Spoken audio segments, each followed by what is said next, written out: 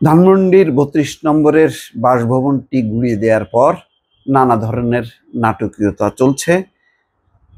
প্রথমে বলা হলো যে সেখানে আয়নাঘরের আলামত পাওয়া গেছে, তারপর দেখা গেল যে না, কিছুই নেই। ফায়ার সার্ভিস বা দমকল বিভাগ পানি অপসারণ করার পরে দেখা গেল যে না, তেমন কোনো কিছুর অস্তিত্ব নেই। কিন্তু আজকে একটি খবর সামনে এসছে, কিছু হাড়গোড়ের আলামত পেয়েছে সিআইডি। সেই গুঁড়িয়ে দেয়া ৩২ নম্বর বাসভবনে কিছু হাড়গোড়ের আলামত পাওয়া গেছে, সিআইডি সেটি সংগ্রহ করেছে। সোমবার সকাল 7:45টার দিকে সিআইডির ক্রাইম সিন ইউনিট এসে আলামত সংগ্রহের কাজ শুরু করে। ধানমন্ডি থানার ওসি আলী আহমেদ মাসুম বলেন, ৩২ নম্বরে কিছু হাড়গোড় পাওয়া গেছে, সেগুলো মানুষের নাকি অন্য কোনো প্রাণীর সেটি নিশ্চিত হতে সিআইডি ক্রাইম সিন ইউনিট এসে আলামত সংগ্রহ করেছে।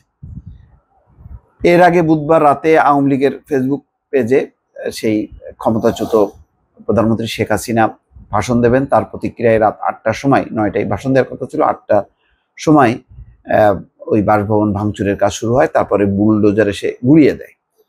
কথা হলো এই যে এখন ভেতরে বলা হচ্ছে যে আয়নাঘরের আলামত পাওয়া গেছে, কিছু দেখলাম সোশ্যাল মিডিয়াতে ব্যাপক প্রচার, সেই কল্পিত আয়নাঘরের ছবি দেওয়া গেল।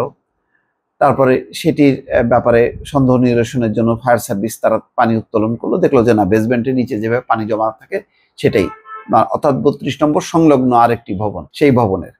এখন বলা হচ্ছে যে হাড়গোড় পাওয়া গেছে। তো কথা হলো, যখন নাকি ধানমন্ডির ৩২ নম্বর গুড়ানো হলো, সেই সময় এই সিআইডি টিম কোথায় ছিল, পুলিশের টিম কোথায় ছিল? কোথাও যদি এই ধরনের ভাঙচুর হয়, যেখানে যেটা আইনানুগ না, বিক্ষুব্ধ লোকজন যদি কোনো ভবন ধ্বংস করে, সাথে সাথে পুলিশ সেইটা টেক ওভার করে, ঘিরে ফেলে, যাতে সেই জায়গায় অন্য অনাকাঙ্ক্ষিত কিছু না ঘটে। তাহলে এই আজকে সেই ৫, ৬, ৭, ৮, ৯, আজকে কয় তারিখ? আজকে হচ্ছে ১০ তারিখ। তো ৫ দিনের মাথায় এসে তারা এখন পুলিশ সেখানে উপস্থিত হলো, হাড়গোড় পাওয়া গেল। এই কয়দিন তো অবারিত ছিল, মানুষজন যাচ্ছে, প্রতিদিন রিপোর্ট দেখাচ্ছে যে সেখানে করাত দিয়ে রড কেটে নিয়ে যাচ্ছে, সিমেন্ট, বালু, তারপরে যা যা অবকাঠামোর কিছু কাঠ টাট সব খুলে নিয়ে যাচ্ছে।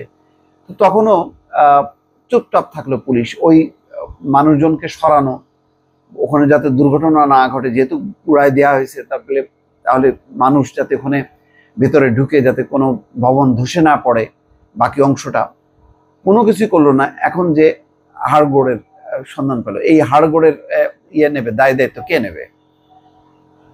এই ধরনের ঘটনায় যাতে যদি কোনো অপরাধ সংঘটিত হয়, কোনো ঘর বাড়ি জ্বালিয়ে দেওয়া হয়, সাথে সাথে ওই জায়গাগুলো ঘিরে ফেলে অপরাধ বিভাগ, যাতে আর ওখানে কেউ ঢুকতে না পারে, এবং নিবৃত করা হয় যাতে আর কেউ ক্ষতি সাধন না করতে পারে। এটা তো রাষ্ট্রের মানে মানুষের জান মালের নিরাপত্তা দেয়া তো রাষ্ট্রের দায়িত্ব, সেই দায়িত্ব পালন করা হলো না। ৫ দিনের মাথায় সে হাড়গোড় পাওয়া যাচ্ছে, এটা নিয়েও হয়তো একটা বিতর্ক উঠবে, এবং এটা পাল্টাপাল্টি দোষারোপ হবে। এটা অন্য পক্ষ বলবে যে না, এটা উদ্দেশ্যপ্রণোদিতভাবে একটা এই মানে ৩২ নম্বরকে চিহ্নিত করার একটা ষড়যন্ত্র, কেননা রাষ্ট্র তো তার দায়িত্ব পালন করেনি। আবার রাষ্ট্র বলবে যে না, এই ৩২ নম্বর আসলে এই শেখ মুজিবের বাড়ি, এটা একটা অপরাধের কেন্দ্রবিন্দু ছিল, এখানে মানুষজনকে এনে জবাই করা হতো, মানুষজনকে মেরে ফেলা হতো, এই জন্য এই হাড়গোড় পাওয়া গেছে। এরকম নানা রকমের একটা কমপ্লেক্স তৈরি হচ্ছে। বিষয়টা খুব ভালো না। এগুলি মানে কোনো স্বচ্ছ কোনো কর্মকাণ্ড বলে অনেকের কাছেই প্রতীয়মান হবে না। দর্শক, ভালো থাকবেন। আল্লাহ হাফেজ।